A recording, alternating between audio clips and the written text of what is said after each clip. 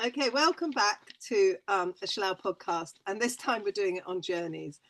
So I always start with somebody really familiar to me, which was lovely. So last time I asked my brother, always catch the people you're nearest to, and this time I'm asking Colin. And when we add it up, we think we might have worked together for about 20 years, something like that. Anyway, we'll do our little audio descriptions before I start talking too much. So I am a nearly 62-year-old woman with grey wavy hair pulled back off my face, blue glasses, slightly olive skin, pink scarf, dark blue top in front of a sort of cream material and wood structure. So, Colin, and I'm 65 in a couple of weeks. I have no hair and beard, grey, white. I'm wearing a green hoodie, and I'm sitting in quite a sparse room with a couple of little pictures behind me. And anything else I need to say? A slight window to the side, maybe. A little light coming in from the window to the side. Yeah, there we go. All right. So we started, when we did our Passing on Passmore podcast, we were thinking about what would you do if you were a philanthropist? What would you do now if you could just do it and there was no holds bars to it? And the thing we're looking at now is about journeys and about people migration. So there was a podcast with Mary Finn about migration, which was really fascinating. And I think it's a vital thing to talk about in our society at the moment without getting political, just to talk about how people have always migrated, moved, gone on journeys. And Colin was telling me about the journey from Tibet, that it went to India, that went to England and ended up in Scotland, and is fascinating. And then the journey of what that wonderful person did from there on in. So I'm going to hand over to Colin. Lovely, thank you. Yes. So I'll start it. So his name is Akong Rinpoche. Akong, some say. He's got a very honorific title, but that's what it's shortened to. That's what he's known as. Very simple. And I think there's an image of him that I send that we'll probably put up. That's yeah. See, but so he was born in Tibet in 1940, and he was recognized as the reincarnation of a previous Lama, High Lama, who was particularly renowned for being an expert in Tibetan medicine. And miraculous healings happened. You know, people would come to him with things that were seemingly incurable, and he would manage to cure them. So his birth was predicted, and by another high Lama, a bit like the Dalai Lama. If you imagine, there's 4 lineages, and this other High Lama is called Karmapa, and he makes predictions about where these lamas are going to be found, like even to the place, the valley, the direction that the door is facing, the name of the parents. It's all quite something. And then people go and find them, and they test that it's that's the right person by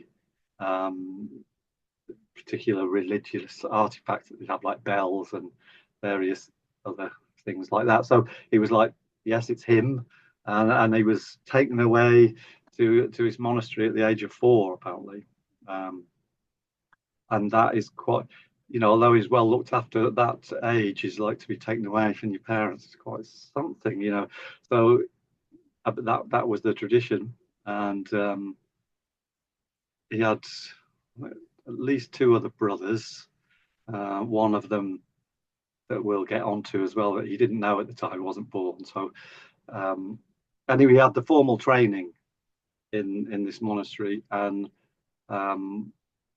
then he went traveling around all over Tibet, gaining teachings and collecting various artifacts and things from different places. So he had that journey, and they would always, where they live in Tibet, or where he lived at the time, is the only transport was horseback, or you walked. Basically, there was nothing, no motorized transport. And then, when would it be? 1959. So he'd be 19. The Chinese invaded Tibet, and it was decided that people, certain lamas and things would leave, certain people would stay, and he was chosen to leave along with a few other high lamas, one particularly called Trungpa Rinpoche, some people might know, went to America. But so they left, and they left in a party of 200 to 300 people, is how I've heard it described. So, and some of them had horses, some of them were walking, had quite a lot of provisions with them, but it was winter in the Himalayas. They had no map, no compass, nothing. They didn't know where they were going. They just knew they were heading for India. They wanted to go over the Himalayas, and they set off, and were soon followed by the Chinese soldiers, and they had to evade them. They'd split up into smaller groups and things. And one particular point, they had to cross a river, the Brahmaputra River. See, I can't pronounce things, Joe, either. So, but they had to make their own coracles in the woods and seal them and everything with the sap from the trees, and ferry like 10 people across at a time. And the rivers, they're huge. You can't imagine how wide they are. And so one had an island in the middle, and they thought that was the other side. And they got there and realized that there was still half the river to go. And the Chinese were waiting for them on the other side. And that's where Akong Rinpoche's older brother got captured, along with quite a few other monks and nuns and lay people.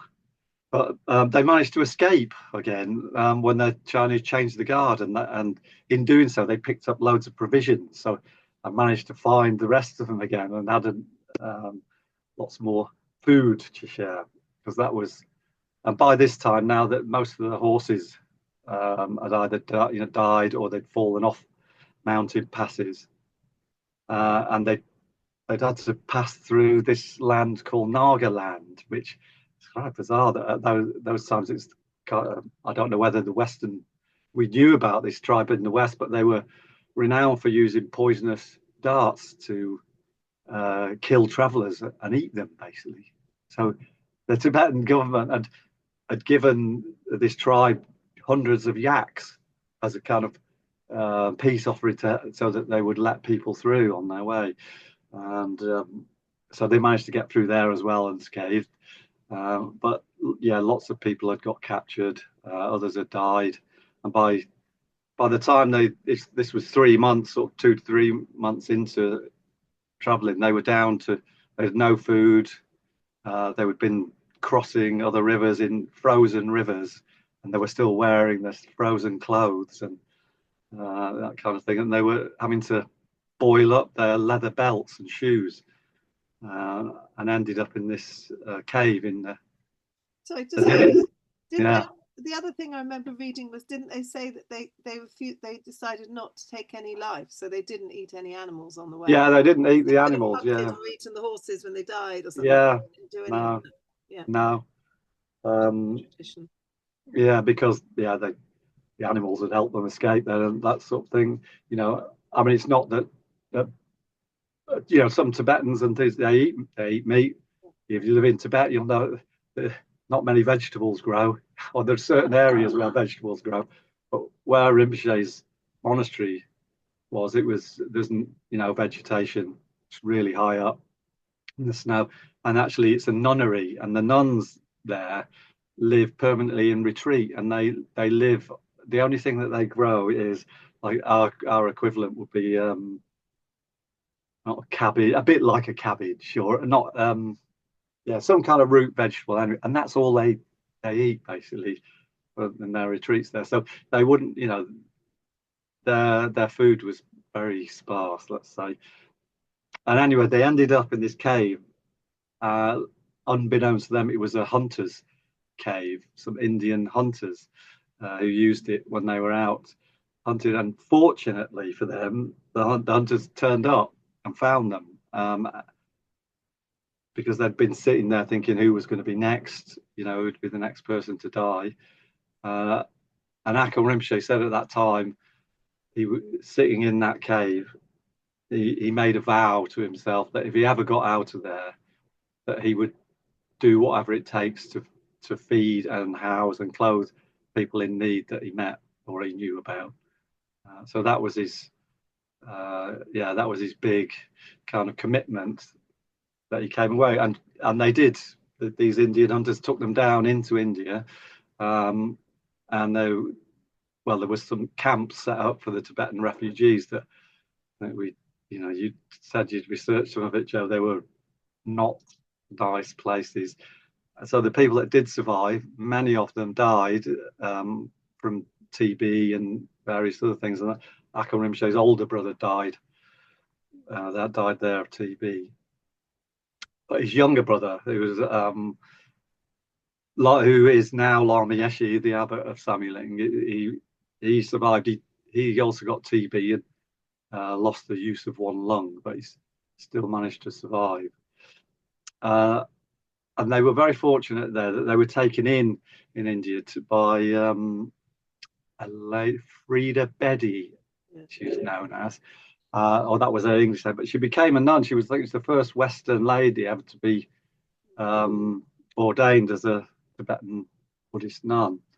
And she lived in Delhi, I think, which is, it's quite a place if you've never been. But she lived on the outskirts, quite an old colonial building. It was quite something. And they set up a Lama school there. So they all lived there for a while and did quite well, seemingly. And Frida Bedi had friends in England, in Oxford. So it was decided that the two Lama, Akong Rinpoche and this other Lama Trungpa, would go to Oxford, which I'm trying to think what year that would be. 60s, early 60s, I think, like 63. I think they came to England in 1963, I read. 63, yeah. Yeah. So they lived in Oxford. They moved around various places in Oxford, and Trungpa Rinpoche was very intelligent and wanted to study. So he went to Oxford and studied English and other religions, studied Christianity and some philosophies and various things.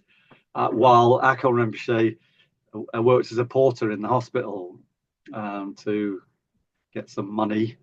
And then they were asked to teach. They were started to teach, or Trungpa Rinpoche started to teach. Akong Rinpoche was his attendant, really. Although he was, a High Lama and able to teach and give empowerments, he just kept himself very humble and low. And then there was a chance meeting through one of those things with some other Buddhists who were Theravadan Buddhists who they like to walk in the forests and used to be in warm climates, and they had this old shooting lodge in Scotland, in a valley that's not warm, very damp, and all summer long full of midges. And I don't think they could hack it. So they decided that they'd gift it to the Tibetans. It seemed more appropriate for them. So that's what happened. They got given this old shooting lodge house called Johnston House, and that's where they set up this Dharma Centre, as they call them. So that's from the teachings of the Buddha. And lots of people came, but it was like a hippie commune. Apparently, this was in the 70s, 60s, 70s. The Lama Yeshe describes the people as mostly being a meh, like real scruffy, messed up people, and just wanting to find a refuge, which is how Akong Rinpoche described himself in later times, as a refuge. People said that it's because his English was quite poor that he meant refugee, but actually he was right. He was a refuge for all these people. And very slowly, gradually, they built up Samey Lingh. But Trungpa Rinpoche had left quite early on and gone to America.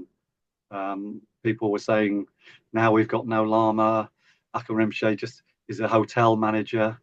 is basically how they described him. He cleaned the toilets and did the laundry, cooked, did all that sort of thing for people.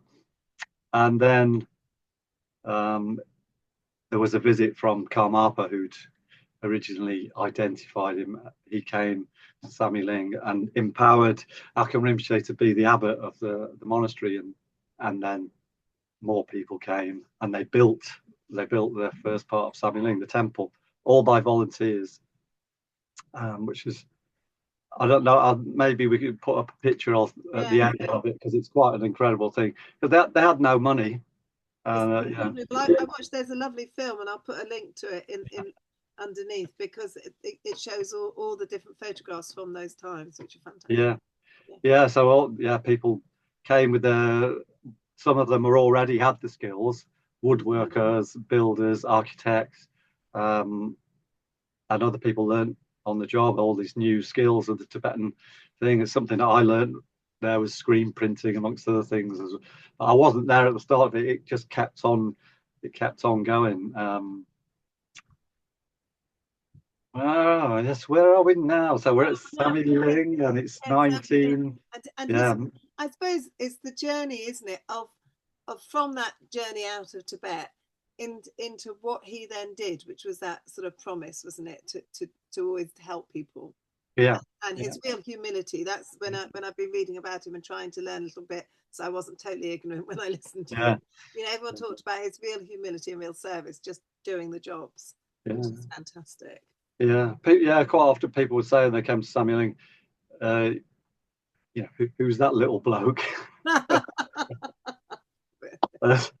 He would walk around, he was up. This is he used to talk with his language, he liked saying the word shit quite often, and he'd say it in the temple. We have to deal with. I've seen, up to here in those in the cesspit, on blocking that kind of thing, hand down the drains to pulling stuff out. He was just really, like that was just how he was, as well as then becoming this teacher. And people came from all over the world to see him and help him. And then he set up these. So that's the next thing. He set up these charities called Rokpa, which is in Tibet means help, just purely means help. And the little strap line is helping where help is needed. So he always had this thing that if people don't need that, they don't want the help, you ask them, then you don't go forcing things on them. And my kind of first experience of that was a soup kitchen in Glasgow. So he set up soup kitchen in London and Glasgow and various other places. And he said, if someone turns up in a Rolls Royce and gets out and wants something, you give it up. You don't ask why. If someone is asking for help, then you just give it without any kind of questioning or any expectations of anything back. It was very much like that. And then his other arm of Rokpa is called Rokpatara, which is the therapy and the medicine side of it. So he amazingly got the most renowned Tibetan doctor to come from Tibet to set up a college of Tibetan medicine in the UK, which actually Janet, my wife, did the 4-year course, and they went to America as well with them. Quite amazing man. So she doesn't. I mean, she does herbal medicine now, but it's very similar. That was all pure herbal medicine, and there's various other things with it. I won't go into that detail. But the therapy side of it was something he called Back to Beginnings. There was a course called Back to Beginnings, another one called Taming the Tiger, but it was for people who didn't particularly feel if they wanted to get into Buddhism. It was very non-secular, non-religious type of therapy. And he set up a amazing house for people with mental health difficulties. It's apparently the biggest wooden house in the UK. It used to be in Scotland, called Lothlorien. For those of 13 you, bedroom or something, I read. Yeah. I did. I was going to go and work there after I stopped being a monk, but So that's my journey. Yes, your journey, which could Yeah, squeeze into his. yeah, Yes. yeah. So it's funny. See, I always think they left in 1959. I was born in 1960. So whether you believe in reincarnation or not, or connections, I just think, why did a random guy from, somewhere near Manchester end up in a Buddhist monastery in Scotland and feel this affinity to these people? Maybe I'd been on that journey out of Tibet, and I met so many people there. We just, when I'm joking. Well, So when I met them, I was like, we had this connection that I hadn't felt with other people, that we knew each other, and we were all very of a similar age, So that was, that's quite something. And I think when I arrived there, I was on a journey, actually traveling in an old ambulance. Like the old hippies, yeah. Exactly. Yeah, hair down here, different coloured beard. And I was just taking some friends who were going to go to Samey Lingh. They'd heard about this Lama who was giving vows for a year. They wanted to change their lives. They needed to stop doing what they were doing and change, basically. So I said, I was going to see some other friends up in North Scotland, and I thought I'll just drop them off. And I did. Well, I ended up meeting the Lama.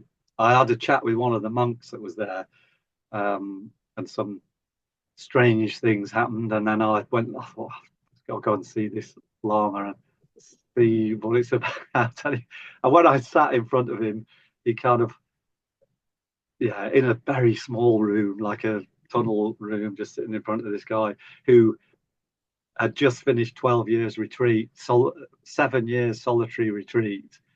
And he just had this presence and was able to tell me things about myself that only I knew. It was quite a thing to experience that. So I just knew there and then that I just said to him, I've got to stay. I've got to take these vows and stay. Otherwise, I don't know what's going to happen to me. And he just burst out laughing, because apparently that's how they like you to show up, is like just completely ready. Yeah. So that was how I ended up at Samey Lingh and met Akong Rinpoche, who again just looked like the cleaner or something. And his brother Lama Yeshe. I think so. I'd stayed there for 3 years, and then there was this big pilgrimage happening back to Tibet. It was the first time that Lama Yeshe and Akong Rinpoche were going to go back to Tibet together. So this was like the journey back home for Lama Yeshe. It was quite something for him. And I was given the task of organising. So this is before the days of the internet. There was no things. You had to phone people in Tibet and hope that the line was, it was crazy. Booking hotels in Nepal and various other places. So I think there was something between 20 and 30 hours. I can't remember the number now. And most of us were monks and nuns. There were some lay people, but we weren't allowed to go into Tibet as monks and nuns. We all took different clothing. And we were also all given £1,000 of money to take into Tibet for these charities that Rinpoche had set up. So he'd set up schools, various other training things for the young monks and nuns, and also medical schools. And people just donated. Some tens of millions of pounds have been donated over the years. So we were all given this money. It was supposed to hide it. We had secret belts that we cut bits out, and it was all stitched. Of course, quite a few people, as soon as we arrived in India first, and people got robbed. Quite a lot of people lost their money, and I was going, horrendous. I think I managed to keep hold of mine. But then we had we went to do a little pilgrimage in India, but then went to Nepal, to Kathmandu, and to the Great Stupa at Kathmandu, where Akong Rinpoche had set up this street food project, and also a children's home for the children who lived on the street.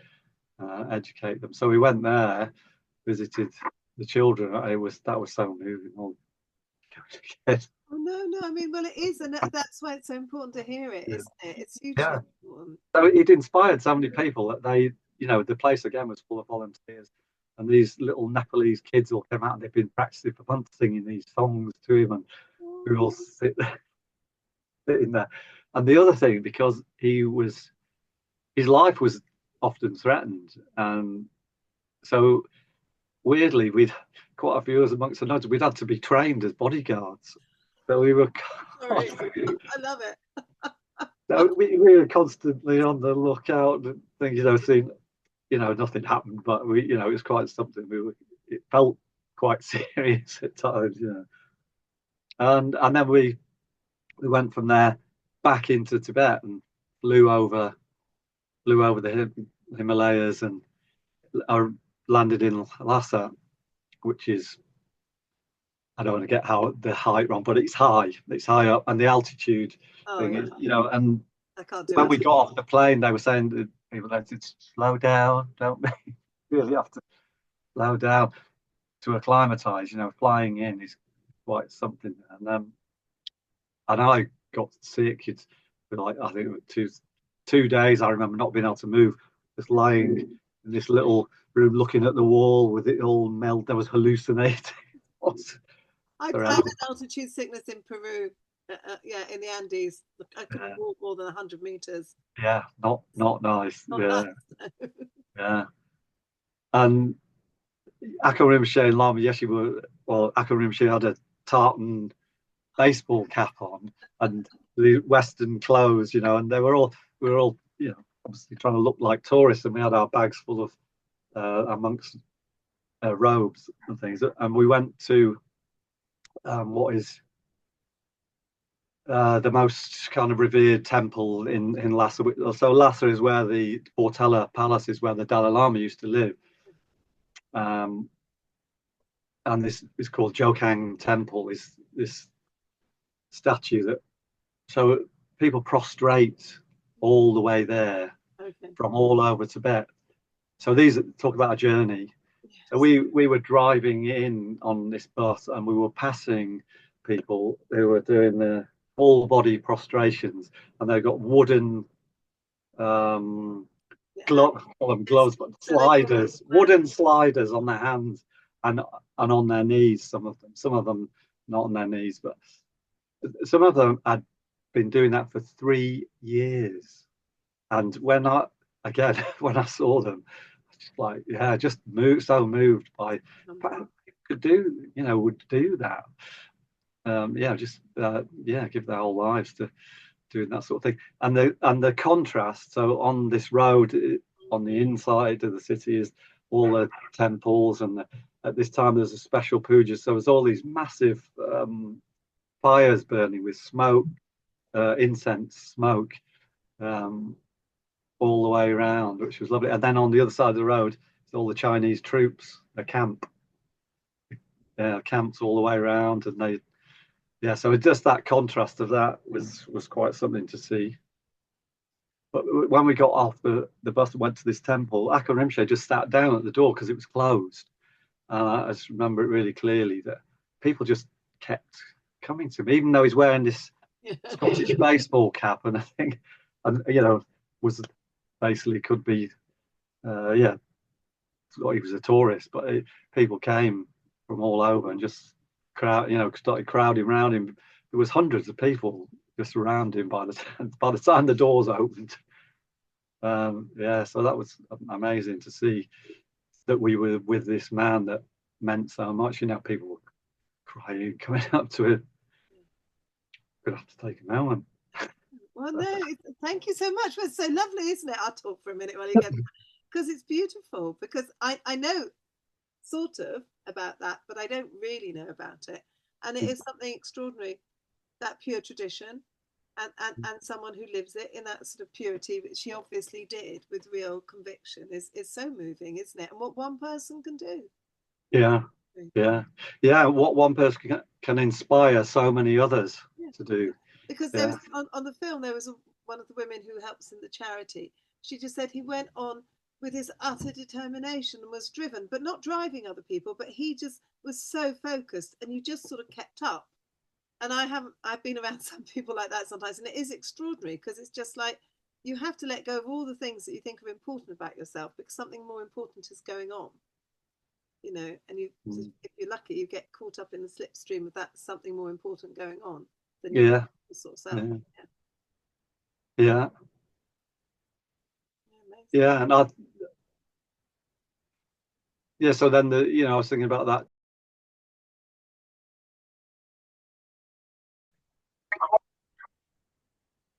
Start again. Yay. So I was just moving on to Lama Yeshe, because we went from Lhasa up even higher into this where Karmapa was, a monastery called Serpu, and that we stayed in tents there. We were camping outside, and I just remember one night I woke up in the middle of the night needing the loo, and I couldn't see. I'd gone blind. I was like, yeah, bizarre, from the altitude sickness, I think, and the kidney thing. And anyway, luckily, I just drunk lots of water. Someone said, "Oh, just drink water," and then I kind of just lay down again and woke up. I woke up and I could see. Oh my goodness! Like that. And you talked about, you said not being able to walk more than 100 yards. So we had to go up higher. They call this high Kora. It's a circuit around the temple, and there were old ladies prostrating past me. I going quicker. I think it's probably to do with the 20 years of smoking. God knows how many bags and things could have had something to do with it. And there was a rock up there that was jammed between this crevice, and it was only a few feet wide. And you had to climb down one side, do a prostration on it, and then climb up the other side, and supposedly overcome the fear of death. And we did it. I was like rambling up top on the other side, and Lama Yeshe said, "Yeah, if only it was that easy." So yeah, that was quite an experience. And then meeting Karmapa as well, and I was asked to do a drawing of him, and at the time, so talking about ego things, this was, I had to sit in front of him, and he said, "Do me a drawing, a sketch of him," and it was like 5 minutes, not a few minutes, a sketch of that thing, and I showed him, and these all the llamas burst out laughing, and I'm just sitting there. Horrible. Anyway, I went to bed. I had to do a painting of him. It's such an honour to do it, and of him in his summer palace with the whole mountain and the monastery in the background and things. I really loved doing that. When we came back, that was my kind of. And then I started doing the Tibetan tanka painting, which was quite something. With another one of the lamas who'd escaped at the same time, who was a master artist, Sheriff Palden Baru, who taught me a lot of things. So that was so going back to Tibet, we went to and the journey, and then we went to some other places, and all the time people were just coming up to Akong Rinpoche, and he was going off to various places, delivering things and making sure the money got to the right people. And then we actually, I think we left him there, and we came back on a bus from Lhasa to Kathmandu. That is the hairiest journey I've ever done in a bus. It's like they're just mountain passes, and the Tibetan bus drivers are completely nuts. They're like, they'd go off, so there's a hairpin bend, they'd just miss out the bend and go. The thing also, we ended up on one with the bus stuck on a rocker. Like, I think we had to all get out of this thing and push it. And one of the nuns had got something I don't know what had happened, but her head and face had all swollen up huge. We were really worried about her, I think, and we couldn't, nobody didn't want to say to, when you looked at it, it was shocking. It was like a thing, but we were trying to stay calm with it and so not hoping that we would get back to Kathmandu, which we did. Luckily, then she got straight into hospital and she was all right after a few days, calmed down. But yeah, we're never quite sure what that was. But yeah, and then arriving back, it's quite culture shock coming back. I remember landing, coming back into London and the airport, and wow, this is weird. Yeah, we'd done all sorts of journeys up into the mountains to different places. We've been to the original temple that's called the Samey Monastery in Tibet, which had taken a long time to establish. They had obstacles, is what they say, to it being built, and it was knocked down so many times. Quite similar at Samey Lingh when we got back, and we had a stupa built, which represents the Buddha Dharma Sangha in the thing, and a lorry had come off the road. There's a logging lorry in Scotland, in Esnamure, and it had come off the road and destroyed quite a lot of the building.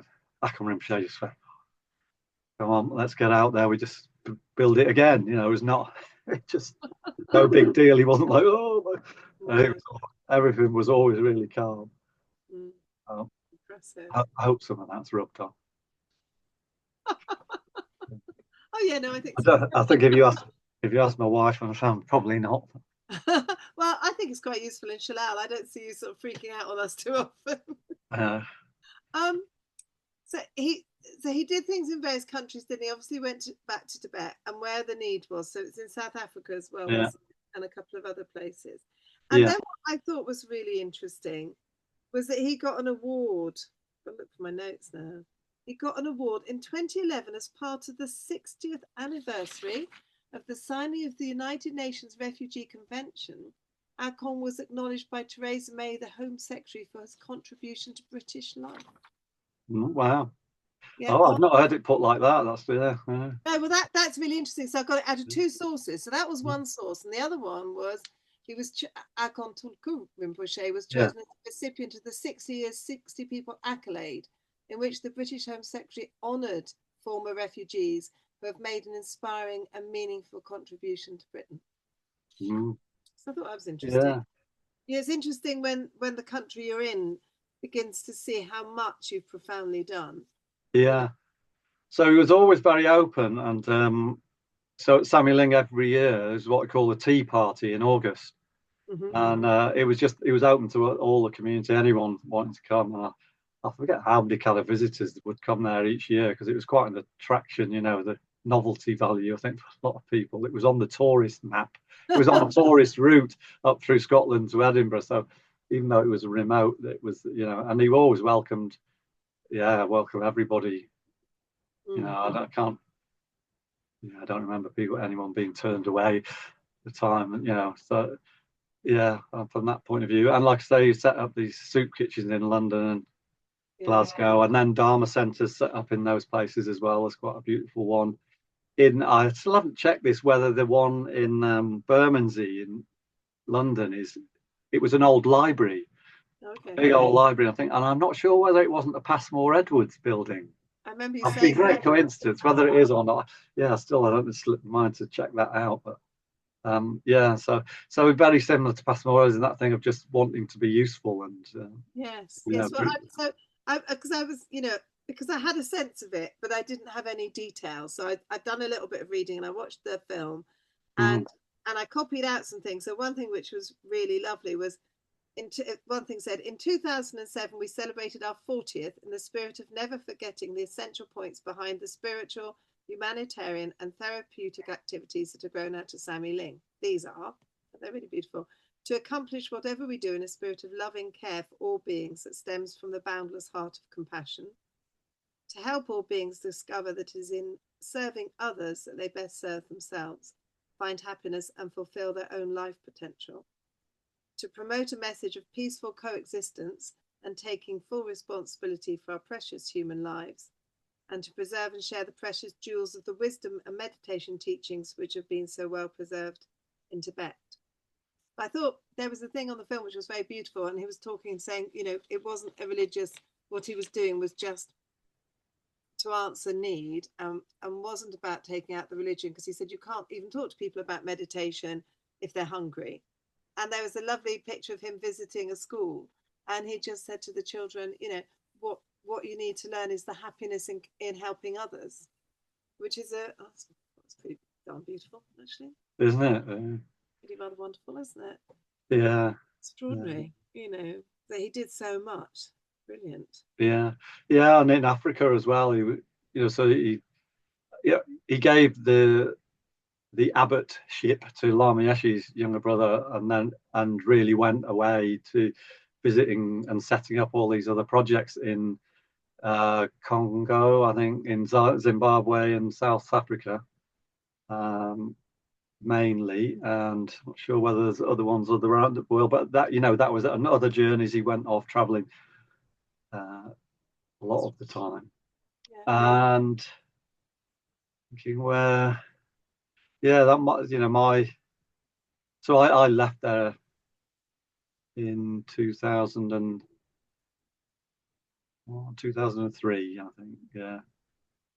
And I've been back a few times since, and it's now this fully fledged monastery with size, really beautiful. And of course, Akong Rinpoche died in 2013, quite tragically murdered, seemingly for money, because he had taken a lot of the money again for the projects, and there was someone who had a grievance against him,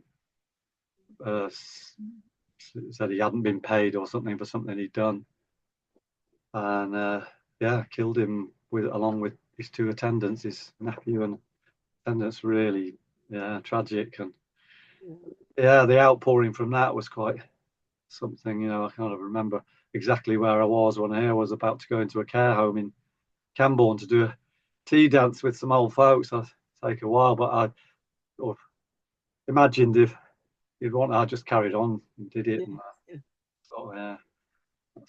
It's quite something. And I've been back a few times since. Feels like a bit of it definitely feels like a home, some kind of home, spiritual home for me. And I think last time I was there, I took Rowan. And so the other part of it as well is Lama Yeshe had carried on that kind of journeys, and he acquired, he'd seen a vision in a dream about Holy Isle. So the Holy Isle, not the one off the northeast coast, the one off Arran in Scotland. So, and he managed to raise the money to buy that. He was given it for a good price, and set about building a interfaith centre on there. And the old farmhouse, there's a beautiful interfaith centre that they have all sorts of things happening there at one end, and then the other end is a long retreat centre that was for the nuns originally. So Lama Yeshe's carried on that side of things as well. And I spent a bit of time there, but I took Rowan there, and we got kayaked across from Arran to Holy Island to go and see this old Saint Malleus cave, which is a Christian saint who used to live on the island, and basically just lived in this cave. And it's quite something living in a cave in Scotland. Yes. So lovely connections. And I think that there was one other connection that I was kind of really, it's gone, Jo, anyway. But I liked it. Cornwall. It's right, remembered, it's Cornwall. So I sent you another image of Lama Yeshe and Akong Rinpoche and Trungpa Rinpoche standing under the sign at Land's End,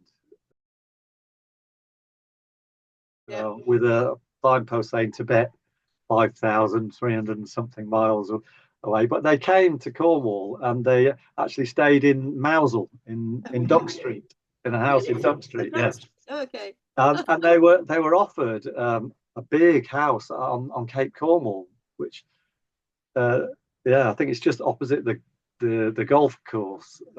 Cape Cornwall. They were offered that. They turned it down in the end because they just felt it was too wild. The energies were too wild and not conducive to meditation. And I can understand that. Apparently, yeah. So the local deities and nature spirits would need some calming and things. So yeah, but they went back to Scotland. Oh, brilliant! Oh well, yes, it's quite wild down there, isn't it? Yeah. And I love his therapeutic community as well. That's a really sort of there aren't many of those that really work, are there? And it seems like that one really works. Yeah. For a very long time. Lothlorien, and the reason I think it works, so there's no separation between the therapists or the people who are there as support and people there who are in need. Yeah. And it's an art based. It's a lot of art. Yeah. So this back to beginnings things they work with the elements. So it's all based around the 5 elements. And there's lots of free flowing art expression. And then working with clay and various other things. So yeah, it's quite something like that.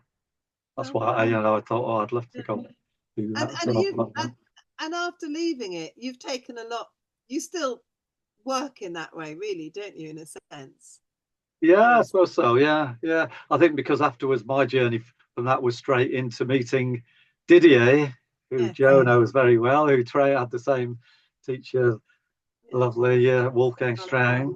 And so those connections are quite something. And I did the art of sacred clowning with Didier, and then of course came down to Cornwall and met you. But Didier's emphasis there was we did something called clown care, which was working with people with dementia, going in to the care homes, and so that's how I started that and came to Cornwall and met you at open house. Here we are. Here we did. It's cool, isn't it? Yeah. And your Band of Brothers work as well. That's all still the same thing about reaching to people, isn't it?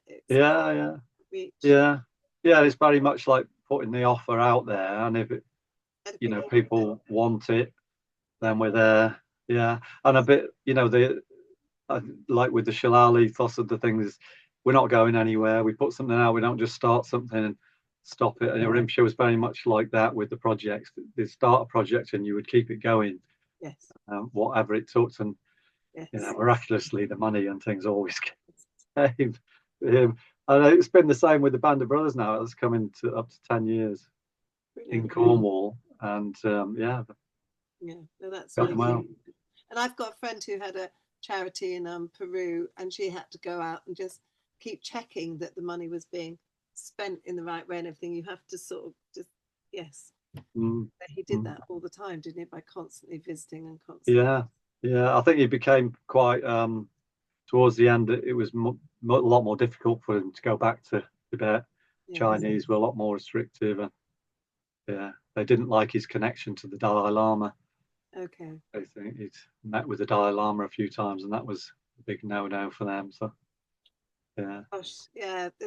that's amazing as well. So when people have that courage to keep going in the face of really proper adversity, isn't it? Not Now I remember the news. I remember hearing when he'd been killed. So it's that you do remember things like that. Indeed, yes. But it's all still happening out there, and he's still going on. I've got his picture looking. Have you? Okay. Well, we're sitting underneath his picture. He's got a nice smile, hasn't he? And so happy. He was always joking. He was always joking. So one thing I remember really clear, I'd been. His house was up the back of the monastery at Samey Lingh, and I'd been sent in to catch a mouse. This is how bizarre things were sometimes. I went into the room where I'd been told it was, and just walked in, didn't know it's the first, but then the telly was on, and it was Tom and Jerry. People who know the mouse catching, and then is that classic bit where the Tom is trying to catch Jerry, and Tom sticks his head out through a sash window, and it comes down on him, and his tongue comes flying out the thing, and then I saw Akong Rinpoche sitting in the corner in an armchair, laughing his head off. That's Tom. Brilliant. Great. Yes, just very, yeah. So the Samey Lingh, it means place beyond conception, and so it come beyond concepts, if you like. It's just a place where very unusual things happen. How lovely. And that message of peaceful coexistence, I think that's quite vital at the moment. So yes, yeah. Do a lot of peaceful. Oh, darling, thank you. Well, that's great, isn't it? Lovely, yeah. That's an hour, isn't it? I think we've been gassing for something like that. Thereabouts. Not a lot. Thank you very much. Brilliant journey starter. It's always good to have a good starter with it. Who knows where to go with it? Thank you. I don't think I quite often used to say to people, "Have you got anything else to say?" But I think we're pretty. Well, I just, to be. So thank you to recall it, because definitely, I feel like it. And on YouTube, it's a good place to store things, isn't it? And people's stories, and this particular story is something that needs to be told and preserved. And it was really emotional to revisit that thing again. So thank you for putting me back in touch with that stuff. It inspired me. No, I think it's an important. I remember you said once when we were talking about journeys, you said and also from the head to the heart, because it's like there's all these outward journeys, aren't there, that we make, but there are inward journeys as well. There are so many levels of journeys in our lives. I mean, extraordinary image of the people taking 3 years, frustrating. Devotion. Absolute devotion and humility and all of that. So that longing is that thing. I think the longing to understand yourself, to know yourself, and that the main way for happiness, really, and I do believe this very greatly, is to care for others. That the easiest way, in a sense, is to to help other people. Boundless heart of compassion. So I love that fact that he was an orderly in a hospital, and saw all those things that you would do when you're pushing a trolley around a hospital and all of that. So so many sort of jewels, and lovely to have this little conversation as part of that memory of that. And it carries on, of course. It's so it's like all those things are just precious seeds that get scattered and grow and are carried on by others, and by him, because they're now looking for his reincarnation, and which is the tradition, they've already set up what they call a labrang. So this is another place. It's actually in South Africa, another monastery. They call it labrang for all his activities, and there's gatherings of people who are all involved from the different projects. They all meet there, and they just to make sure it all continues in the right way. Yes. Ready for when he appears again. He appears. Brilliant. Wonderful. And there's still lamas and everyone and abbots in the different monasteries, aren't there? So the tradition as well. A lot in India. A lot came from established monasteries in India that came out of Tibet. Brilliant. Thanks, Colin. Yeah.